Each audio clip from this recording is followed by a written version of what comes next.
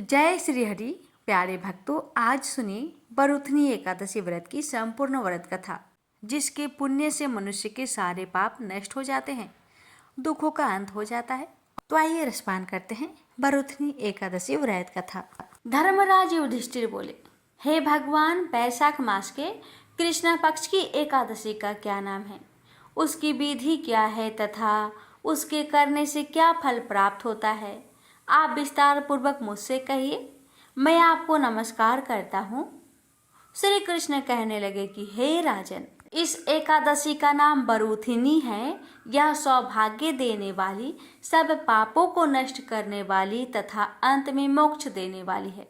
इस व्रत को यदि कोई अभागिनी स्त्री करे तो उसको सौभाग्य मिलता है। इस बरूथनी एकादशी के प्रभाव से राजा मान्यधाता स्वर्ग को गया था।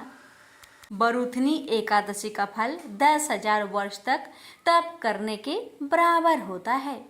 कुरुक्षेत्र में सूर्य ग्रहण के समय एक मन स्वर्ण दान करने से जो फल प्राप्त होता है, वही फल बरूथनी एकादशी के व्रत करने से मिलता है। बरूथनी एकादशी के व्रत को करने से मनुष्य इस लोक में सुख भोग कर परलोक में स्वर्ग को प्राप्त होता है। शास्त्रों में कहा गया है कि हाथी का दान घोड़े के दान से श्रेष्ठ है।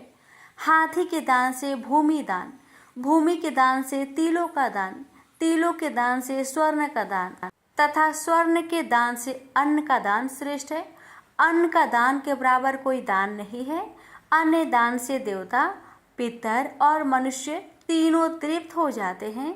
शास्त्रों में इसको कन्यादान के बराबर माना गया है। बरूथनी एकादशी के व्रत से अन्नदान तथा कन्यादान दोनों के बराबर फल मिलता है। जो मनुष्य लोभ के बस होकर कन्या का धन लेते हैं, वे प्रलय काल तक नरक में वास करते हैं या उनको अगले जन्म में बिलाव का जन्म लेना पड़ता है। जो मनुष्य प्रेम एवं धन सहित कन्या का दान करते हैं, उनके पुण्य को चित्रगुप्त भी लिखने में असमर्थ है। उनको कन्यादान का फल मिलता है। बरूथनी एकादशी का व्रत करने वाले को दशमी के दिन निम्नलिखित वस्तुओं का त्याग करना चाहिए। कांसे के बर्तन में भोजन करना, मांस, मसूर की दाल, चने का साग, कोदो का साग, मधु यानी शहद, दूसरे का अन्न, दूसरी बार भोजन करना एवं स्त्री प्रसंग। व्रत वाले दिन जुआ नहीं खेलना चाहिए। उस दिन पान खाना, दातून करना, दूसरों की निंदा करना एवं पापी मनुष्य के साथ बातचीत सब त्याग देना चाहिए। उस दिन क्रोध, मिथ्या भाषण का त्याग करना चाहिए। इस व्रत में नमक, तेल अथवा अन्न वर्जित है। हे राजन, जो मनुष्य विधिवत इस एकादशी को करते हैं, उनको स्वर्ग लोक की प्राप्ति होती है। अतः मनुष्य को पापों से डरना चाहिए। इस व्रत के महात्म्य को पढ़ने से 1,000 गौदान का फल मिलता है और इसका फल गंगा स्नान के फल से भी अधिक है। हे विष्णु भगवान, आपकी इस पावन महात्म्य कथा को कहने वाले और श्रद्धा भाव से सुनने वाले भक्तों पर अपनी कृपा सदा सर्वदा बनाए रखना। बोलिए प्रेम से जय श्री हरि। एक बार भगवान विष्णु जी शेष नाग पर बैठे बैठे बोर हो गए और उन्होंने धरती पर घूमने का विचार किया। वैसे भी कई साल बीत गए थे। धरती पर आए और वह अपनी यात्रा की तैयारी में लग गए। स्वामी को तैयार होता देखकर लक्ष्मी माँ ने पूछा, आज सुबह सुबह कहाँ जाने की तैयारी हो रही है? विष्णु जी ने कहा, हे लक्ष्मी, मैं धरती लोक पर घूमने जा रहा हूँ। तो कुछ सोचकर माता ने कहा, हे देव, क्या मैं भी आपके साथ चल सकती हूँ? भगवान विष्णु ने 2 पल सोचा और फिर कहा, एक शर्त है पर तुम मेरे साथ चल सकती हो। तुम धरती पर पहुंचकर उत्तर दिशा की ओर बिल्कुल मत देखना। इसके साथ ही माता लक्ष्मी ने हाँ कहकर भगवान के साथ चल पड़ी। सुबह सुबह माँ लक्ष्मी और भगवान विष्णु धरती पर पहुंच गए। अभी सूर्य देवता निकल रहे थे। रात बरसात होकर हटी थी। चारों ओर हरियाली ही हरियाली थी। उस समय चारों ओर बहुत शांति थी और धरती बहुत ही सुंदर दिख रही थी। और माँ लक्ष्मी मंत्र मुक्त होकर धरती को देख रही थी और भूल गई कि पति को क्या वचन देकर आई है, और चारों ओर देखती हुई कब उत्तर दिशा की ओर देखने लगी पता ही नहीं चला। उत्तर दिशा में माँ लक्ष्मी को एक बहुत ही सुंदर बगीचा नजर आया और उस तरफ से भीनी भीनी खुशबू आ रही थी और बहुत ही सुंदर सुंदर फूल खिले थे। यह एक फूलों का खेत था और माँ लक्ष्मी बिना सोचे उस खेत में गई और एक सुंदर सा फूल तोड़ लाई। लेकिन यह क्या, जब माँ लक्ष्मी भगवान विष्णु के पास वापिस आई तो भगवान विष्णु की आंखों में आंसू थे और भगवान विष्णु ने माँ लक्ष्मी को कहा कि कभी भी किसी से बिना पूछे उसका कुछ भी नहीं लेना चाहिए, और साथ ही अपना वचन भी याद दिलाया। माँ लक्ष्मी को अपनी भूल का पता चला तो उन्होंने भगवान से इस भूल की माफ़ी मांगी। तो भगवान विष्णु ने कहा कि जो तुमने भूल की है उसकी सजा तो तुम्हें जरूर मिलेगी। जिस माली के खेत से तुम बिना पूछे फूल तोड़ा है वह एक प्रकार की चोरी है, इसलिए अब 3 साल तक माली के घर नौकर बनकर रहो। उसके बाद मैं तुम्हें बैकुंठ वापस बुलाऊंगा। माँ लक्ष्मी ने चुपचाप सर झुकाकर हाँ कह दी और फिर माँ लक्ष्मी एक गरीब औरत का रूप धारण करके उस खेत के मालिक के घर गई। घर क्या, एक झोपड़ा था और मालिक का नाम माधव था। माधव की बीवी 2 बेटे और 3 बेटियां थी। सभी उस छोटे से खेत में काम करके किसी तरह से गुजारा करते थे। माँ लक्ष्मी जब एक साधारण और गरीब औरत बनकर जब माधव के झोपड़े पर गई तो माधव ने पूछा, बहन तुम कौन हो और इस समय तुम्हें क्या चाहिए? तब माँ लक्ष्मी ने कहा, मैं एक गरीब औरत हूँ, मेरी देखभाल करने वाला कोई नहीं, मैंने कई दिनों से खाना भी नहीं खाया, मुझे कोई भी काम दे दो, साथ में मैं तुम्हारे घर का काम भी कर दिया करूँगी। बस मुझे अपने घर में एक कोने में आसरा दे दो।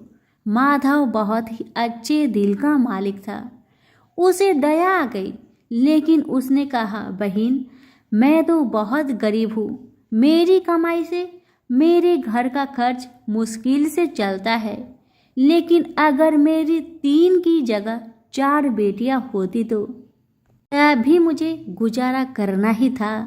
अगर तुम मेरी बेटी बनकर जैसा रूखा सूखा हम खाते हैं उसमें खुश रह सकती हो तो बेटी बनकर अंदर आ जाओ।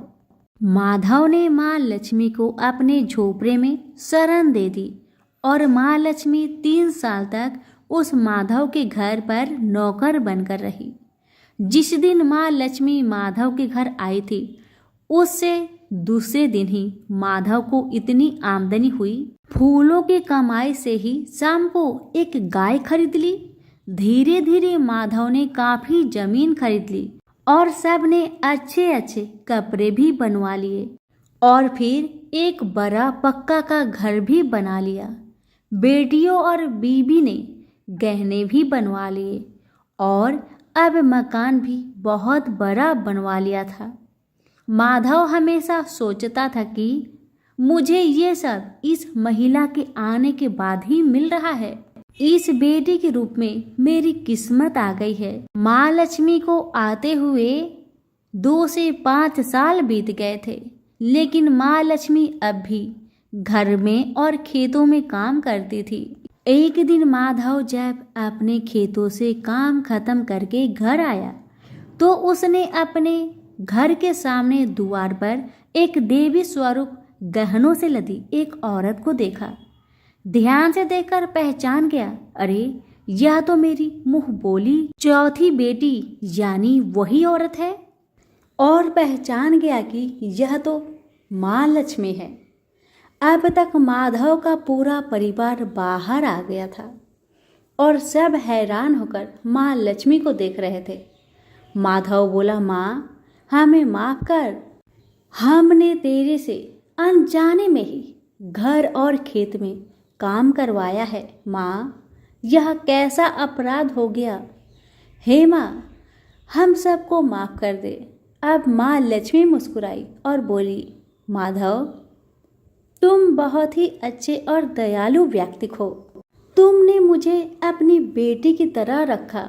इसके बदले में मैं तुम्हें वरदान देना चाहती हूँ कि तुम्हारे पास कभी भी खुशियाँ की और धन की कमी नहीं रहेगी। तुम्हें सारे सुख मिलेंगे जिसके तुम हकदार हो। और फिर माँ अपने स्वामी के दोबारा भेजे रथ में बैठकर बैकुंठ चली गई। तो प्रेम से बोलिए लक्ष्मी नारायण की जय। प्राचीन काल की बात है। द्रविड़ देश में एक पांड्यवंशी राजा राज्य करते थे। उनका नाम था इंद्रधुम्न। वे भगवान की आराधना में ही अपना अधिक समय व्यतीत करते थे। यद्यपि उनके राज्य में सर्वत्र सुख शांति थी, प्रजा प्रत्येक रीति से संतुष्ट थी, तथापि राजा इंद्रधुम्न अपना समय राज्य कार्य में कम ही दे पाते थे। वे कहते थे कि भगवान विष्णु ही मेरे राज्य की व्यवस्था करते हैं, अतः वे अपने इष्ट परम प्रभु की उपासना में ही दधचित रहते थे। राजा इंद्रधुम्न के मन में आराधना की लालसा उत्तरोत्तर बढ़ती ही गई। इस कारण वे राज्य का त्याग कर मलय पर्वत पर रहने लगे। उनका भेष तपस्वियों जैसा था। सिर के बाल बढ़कर जटा के रूप में हो गए थे। वे निरंतर परम ब्रह्मा परमात्मा की आराधना में तल्लीन रहते थे। उनके मन और प्राण भी श्री हरि के चरण कमलों में मधुकर बने रहते। इसके अतिरिक्त उन्हें जगत की कोई वस्तु नहीं सुहाती। उन्हें राज्य, कोष, प्रजा तथा पत्नी आदि किसी प्राणी या पदार्थ की स्मृति ही नहीं होती थी। एक बार की बात है, राजा इंद्रधुम्न प्रतिदिन की भांति स्नान आदि से निवृत्त होकर सर्वसमर्थ प्रभु की उपासना में तल्लीन थे। उन्हें ब्रह्मा जगत का तनिक भी ध्यान नहीं था। संयोग बस उसी समय महर्षि अगस्त्य अपने समस्त शिष्यों के साथ वहां पहुंच गए, लेकिन न पाद्य न अर्घ्य और न स्वागत। मौन व्रती राजा इंद्रधुम्न परम प्रभु के ध्यान में निमग्न थे। इससे महर्षि अगस्त्य कुपित हो गए। उन्होंने इंद्रधुम्न को श्राप दिया, इस राजा ने गुरुजनों से शिक्षा नहीं ग्रहण की है और अभिमान बस परोपकार से निवृत्त होकर मनमानी कर रहा है। ब्राह्मणों का अपमान करने वाला यह राजा हाथी के समान जड़ बुद्धि है, इसलिए इसे घोर अज्ञानमयी हाथी की योनि प्राप्त हो।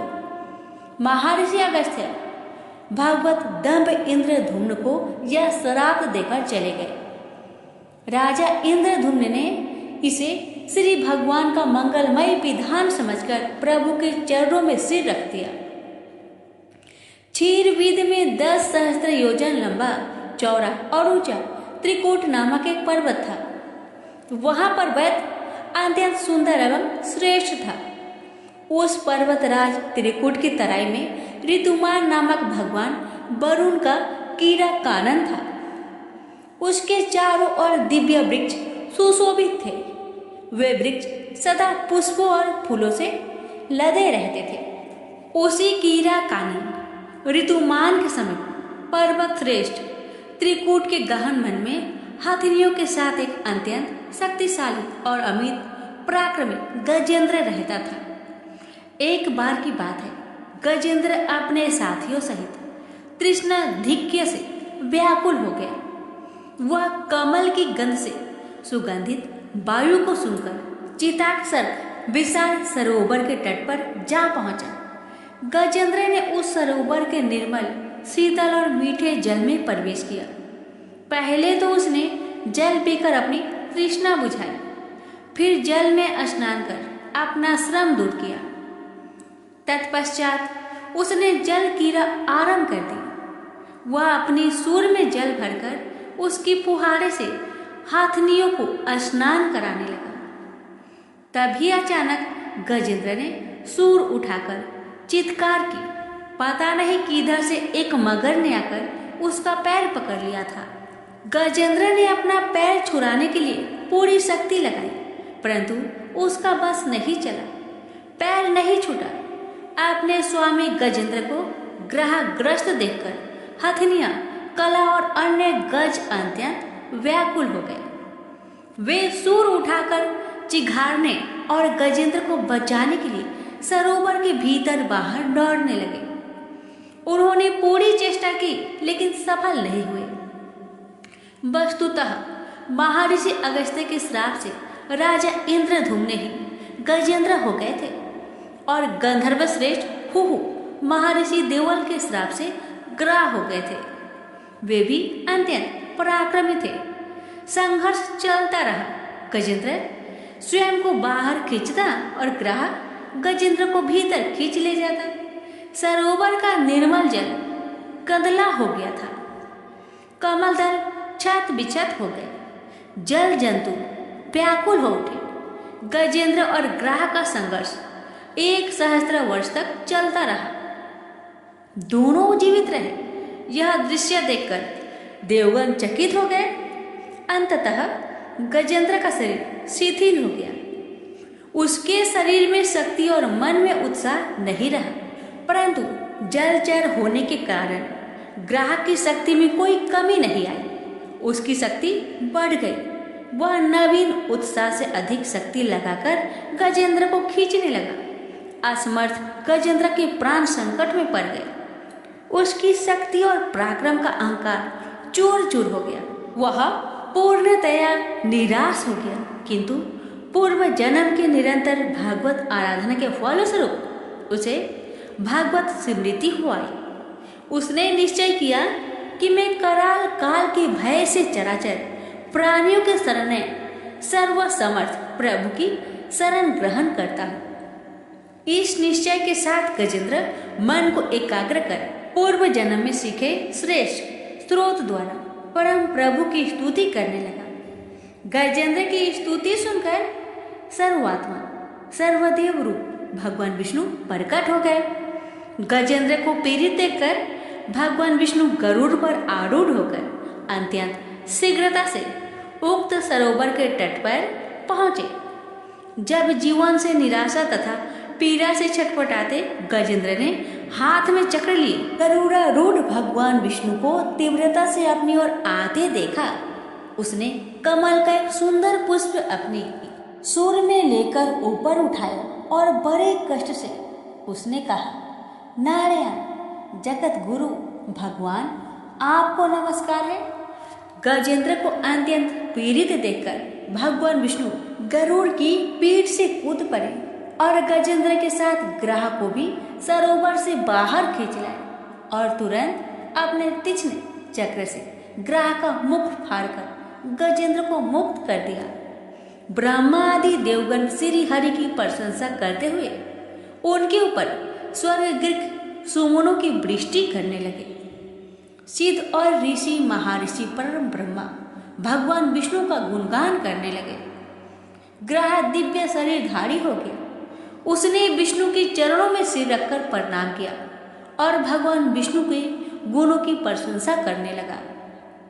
भगवान विष्णु के मंगलमय वरद हस्त के स्पर्श से पाप मुक्त होकर अभिशप्त हुहु गंधर्व ने प्रभु की परिक्रमा की और उनके त्रिलोक्य बंदित चरण कमलों में प्रणाम कर अपने लोक को चला गया। भगवान विष्णु ने गजेंद्र का उद्धार कर उसे अपना पार्षद बना लिया।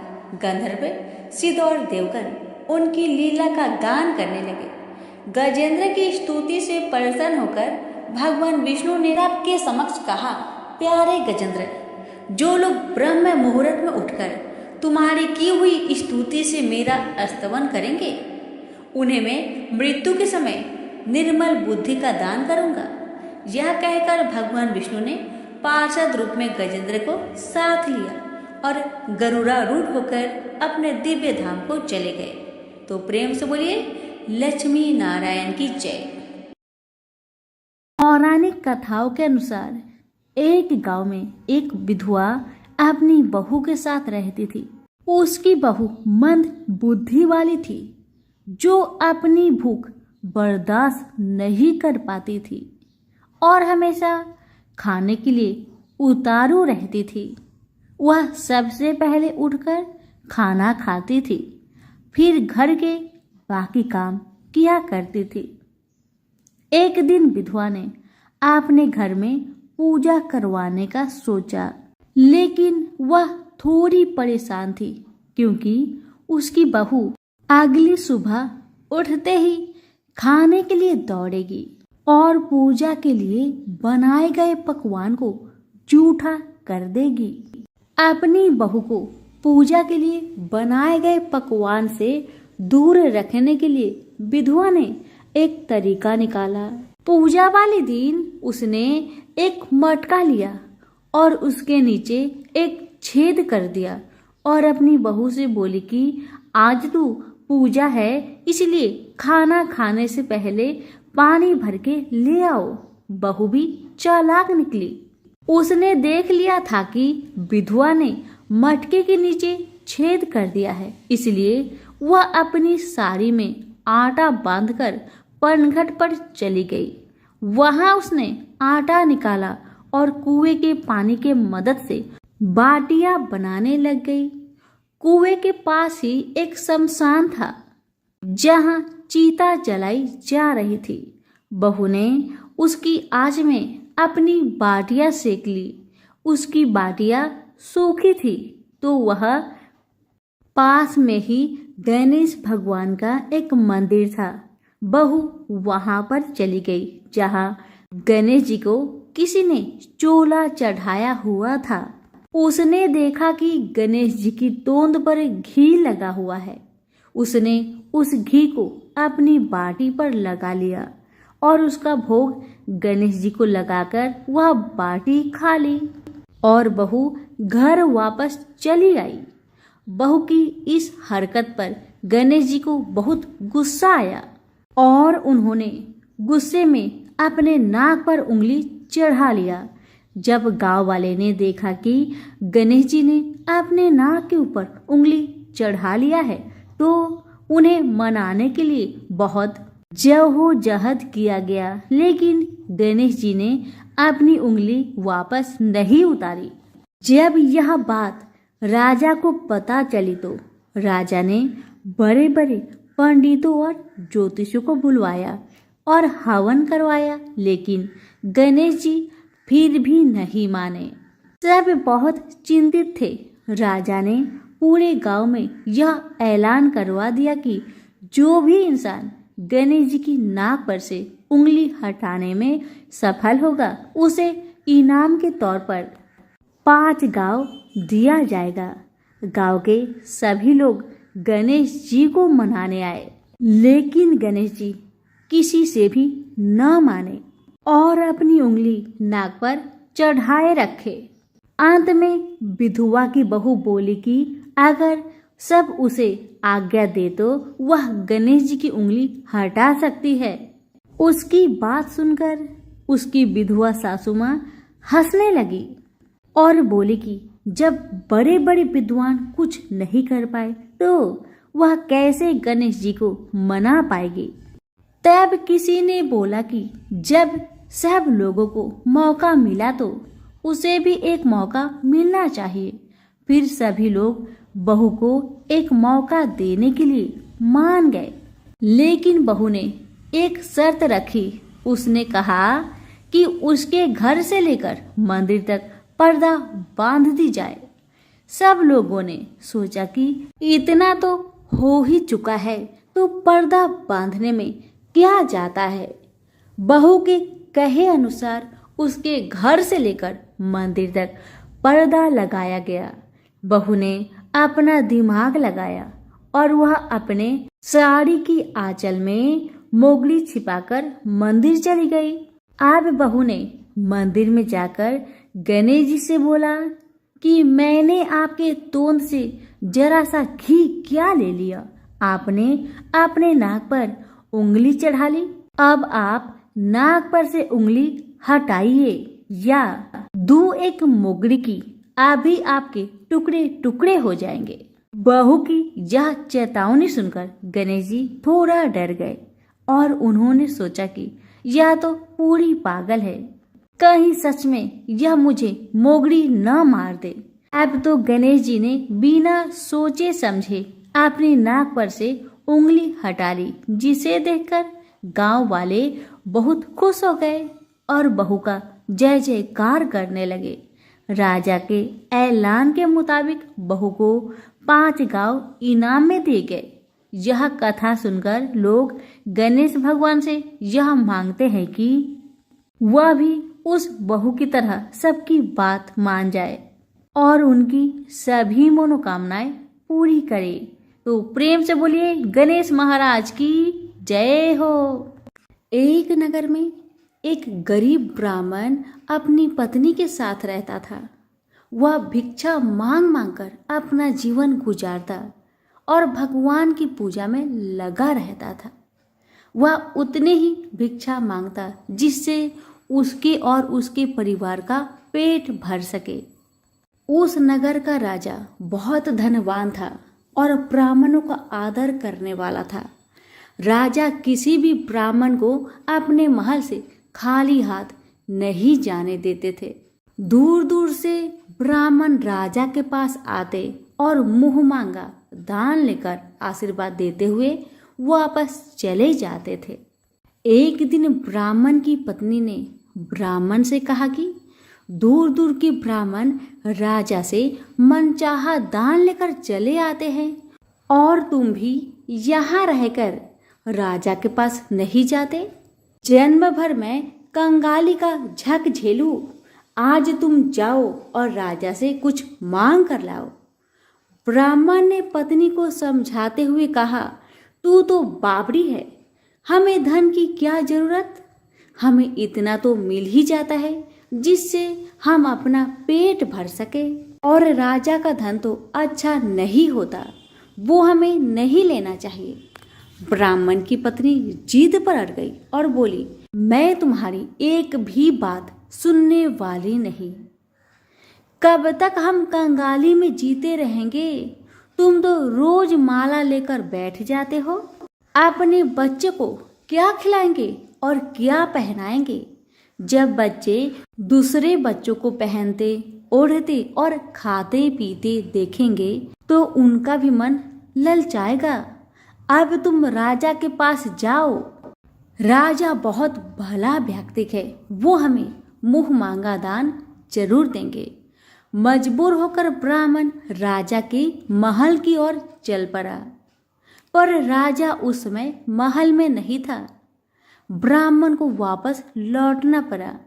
दूसरे दिन ब्राह्मण की पत्नी ने ब्राह्मण को फिर से महल में भेजा, परंतु राजा फिर से महल में नहीं मिला।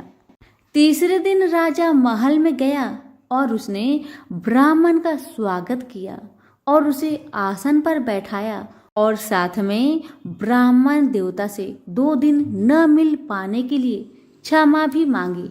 राजा ने कहा, मैं आपकी क्या सेवा कर सकता हूँ? ब्राह्मण ने कहा, जो मैं मांगू वो आप दे सकेंगे?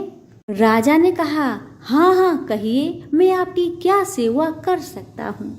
ब्राह्मण ने निवेदन किया, महाराज मैं कुछ और नहीं चाहता, बस आप मुझे अपने पसीने की कमाई से 4 पैसे दान में दे दीजिए। ब्राह्मण की बात सुन राजा बहुत हैरान हो गए और मन ही मन सोचने लगे कि मेरे महल में कितने सारे धन पड़े हैं, पर मेरी मेहनत की एक कौड़ी भी नहीं है। राजा ने ब्राह्मण से कहा, आप मुझे 1 दिन का समय दे, मैं कल आपको आपका मुंह मांगा दान दूंगा। ब्राह्मण महल से अपने घर को खाली हाथ ही लौट आए। ब्राह्मण को खाली हाथ आता देख पत्नी बोली, क्या हुआ, राजा ने कुछ दिया नहीं? ब्राह्मण बोला, राजा ने कल देने के लिए कहा है। ब्राह्मण की पत्नी सोचने लगी शायद इन्होंने बहुत सारा धन मांगा होगा और राजा को इसकी व्यवस्था करने में समय लग रहा होगा, इसलिए कल बुलाया है। दूसरी ओर राजा ने अपने राजसी कपड़े बदलकर फटे पुराने कपड़े पहने और मजदूर जैसा भेष बना लिया। जब राजा की पत्नी ने देखा और कारण पूछा तो राजा ने सब कुछ बताया। रानी बोली, मैं भी आपके साथ चलूंगी। राजा के हाँ कहने पर रानी भी पुरानी साड़ी पहनकर आ गई। इस प्रकार राजा रानी मजदूरी की तलाश में शहर निकले। लुहारों के मोहल्ले में जाकर राजा ने आवाज लगाई, किसी को मजदूर चाहिए? आखिरकार एक लुहार ने उन्हें बुला लिया, जो पहिए पर हाल चढ़ाने की तैयारी कर रहा था। उसने राजा से कहा, देखो, तुम्हें पहले खलात ठोकनी पड़ेगी और जब आग आ जाए उसके बाद घन पिटना होगा। फिर रानी की ओर देखकर कहा, तुम्हें कुएं से पानी लेकर होदी भरनी होगी और कोयले वाले घर से कोयला लेकर भट्टी में डालना होगा। तुम दोनों के दिन भर काम करने के लिए मैं तुम्हें 2-2 आने दूंगा। अगर काम पसंद हो तो बोलो, नहीं तो अपना रास्ता नापो। राजा रानी लोहार के बताए काम को करने लगे। राजा खलात ठोकने लगा पर उससे काम ठीक से नहीं हो पा रहा था। लोहार नाराज होकर राजा को ठीक से काम करने के लिए कहता है। राजा जैसे तैसे अपना काम करने लगा। रानी भी कुएं से पानी भरकर लाने लगी। रानी के हाथ में फफोले पड़ गए। किसी तरह बड़ी कठिनाइयों से उसने पानी का हौज भरा। उसके बाद रानी कोयला लाकर भट्टी में डालने लगी। कोयला भरने के कारण रानी के गोरे गोरे हाथ और कपड़े काले पड़ गए। भट्टी में आग आने पर लुहार ने पात भट्टी में से निकालकर पहियों पर जमाई और एक घन अपने हाथ में लेकर और एक राजा के हाथ में देकर कहा, देखो, बारी बारी से घन इस पर पटकना, हाथ इधर उधर ना होने पाए। राजा जोर जोर से घन पटकने लगा, लेकिन उसका निशाना ठीक नहीं बैठता था। कभी घन हाल पर गिरता तो कभी पहिए पर। मजदूरों का ऐसा काम देखकर लुहारिन बरबराती हुई आई और लोहार से कहने लगी, तुमने कहाँ से यह नौसिखिए मजदूर काम पर लगाए हैं? इनसे काम तो होगा नहीं। यह मजदूर तुम्हारा सब काम बिगाड़ देंगे। राजा रानी उन दोनों की फटाकर सुनते सुनते अपना काम मन लगाकर करते रहे। घन पटकते पटकते राजा का शरीर पसीना से तर तर हो गया और जोर शोर से सांस चलने लगी। रानी भी पानी भरते भरते और कोयला झोंकते झोंकते थक कर चूर हो गई। दोनों ने पूरे दिन बहुत मेहनत की। लुहार ने राजा रानी को 2-2 पैसे दिए, जिसे वो बड़ी खुशी खुशी लेकर महल आ गए। आज उन्हें पता चला कि मेहनत की कमाई कैसी होती है। राजा ने 4 पैसे अलग रख दिए और अगले दिन ब्राह्मण को बुलाकर उसे दे दिए। ब्राह्मण राजा को आशीर्वाद देकर घर लौटा और ब्राह्मणी से कहा, लो, मैं राजा के यहाँ से दक्षिणा ले आया हूँ। ब्राह्मणी खुश होकर दौड़ती हुई आई, पर जब उसने 4 पैसे देखे तो वह ठिठक कर रह गई और उन्हें दूर फेंक दिया। वो जल भूनकर ब्राह्मण से बोली, तुम जैसे दरिद्र राजा के यहाँ भी जाकर कुछ नहीं मांगा, शर्म भी नहीं आती। इतना कहकर रूठ कर चली गई और बहुत देर तक बरबराती रही। ब्राह्मण ने उन 4 पैसों को उठाकर तुलसी के पास रख दिए और सोचा, जब ब्राह्मणी शांत हो जाएगी तो जरूरत पड़ने पर ये सिक्के को उठा लेगी। परंतु कई दिनों तक पैसे वहीं रखे रहे और फूल बेलपत्र ऊपर से गिर गिर कर मिट्टी में दब गए। ब्राह्मण और ब्राह्मणी दोनों ही उन सिक्कों के बारे में भूल गए। कुछ दिनों के बाद तुलसी जी के घर में 4 पौधे उगे चारों पौधे बहुत सुंदर थे। यह देख ब्राह्मणी रोज उसमें पानी डाल देती। 4 महीने बाद वो पौधे बड़े हो गए और उनमें फूल लगने लगे। फूल सूखने पर इनसे मोती झरने लगी। ब्राह्मण और ब्राह्मणी ने कभी मोती नहीं देखे थे। वो समझे कि कोई बीज है। हर रोज कई कई फूल झरते और मोती पूरे तुलसी पर बिखर जाते। ब्राह्मणी उन मोतियों को समेट कर घर के एक कोने में डाल देती। इस तरह वहां मोतियों का ढेर लग गया था। एक दिन एक सब्जी वाली आई। ब्राह्मणी को सब्जी लेनी थी पर उसके पास पैसे नहीं थे। उसने सब्जी वाली से कहा, क्या तुम इन चमकदार बीजों के बदले सब्जी दे सकती हो? सब्जी वाली ने देखा तो वो पहचान गई, अरे ये तो मोती है। उसने खुशी खुशी ब्राह्मणी को उन मोतियों के बदले उनकी मनपसंद सब्जी दे दी। अब से हर रोज ऐसा होने लगा। ब्राह्मणी और सब्जी वाली दोनों खुश थे। सब्जी वाली यह सोचकर खुश थी कि मुझे एक पैसे की तरकारी के बदले हजारों का माल मिलता है, और ब्राह्मणी ये सोचकर खुश थी कि इस बीजों के बदले सब्जी मिल जाती है। इस प्रकार कई महीने बीत गए। उधर राजा के महल में कई राजहंस थे जो मोती चुगते थे। राजा का यह नियम था, जब राजहंस मोती चुग लेते थे उसके बाद ही राजा और उसका परिवार भोजन करता था। एक समय बाद राजा का सारा धन उन मोतियों और दान देने में खर्च हो गया। अब राजा को मोती खरीदने के पैसे तक नहीं बचे। यह खबर पूरे नगर में फैल गई। ब्राह्मण और ब्राह्मणी को जब यह पता चला तो उन्होंने यही विचार किया कि राजा बहुत दानी और नेक दिल है। उसने अपना सब कुछ दान कर दिया, यहाँ तक कि शायद उनके पास खाने को भी कुछ नहीं है। ऐसा हालत में हमें उन लोगों की सहायता करनी चाहिए। ब्राह्मण ने ब्राह्मणी से कहा, अगर तू कहे तो इसमें से कुछ बीज राजा को दे दूं। तू कहती है इससे सब्जी और खाने की चीज मिल जाते हैं। ब्राह्मणी ने कहा, हाँ, मैं रोज इसके बदले सौदा लिया करती हूँ। ऐसा कहकर ब्राह्मणी एक टोकरी बीज भर लाई। ब्राह्मण राजा के पास पहुंचा और उसे वो मोती दिए और राजा को सारी बात बताई। राजा उन मोतियों को देखकर चौंक गया। उसने मोती राजहंस को दिए। राजहंस उन्हें चुगने लगे। यह देख राजा ने ब्राह्मण से कहा, एक एक मोती सैकड़ों रुपए का है। सच बताए, आपके पास इतने मोती कहाँ से आए? ब्राह्मण बोला, महाराज, ऐसे बीज तो हमारे घर पर बहुत है। और राजा को पूरी बात बताई। राजा अपने मंत्रियों के साथ ब्राह्मण के घर पहुंचे और उन चारों पेड़ों को देखा। पूछताछ में उन सिक्के वाली बात सामने आ गई। जब पेड़ों को देखा तो उनकी जड़ के पास वही सिक्के चिपके हुए थे। आज ब्राह्मण और ब्राह्मणी को मालूम हुआ कि उनके पास लाखों करोड़ों की दौलत है, जिसे वो साधारण बीज समझते थे। ब्राह्मण ने सोचा कि मेरे लिए यह धन किस काम का। ऐसा सोच ब्राह्मण ने सारे मोती राजा को दान में दे दिए। राजा की आंखें भी खुल गई। मेहनत के धन की कीमत उन्हें मालूम पड़ गई। उस दिन राजा ने प्रण कर लिया कि मैं खजाने के पैसे से एक भी पैसा अपने खर्च में नहीं लगाऊंगा।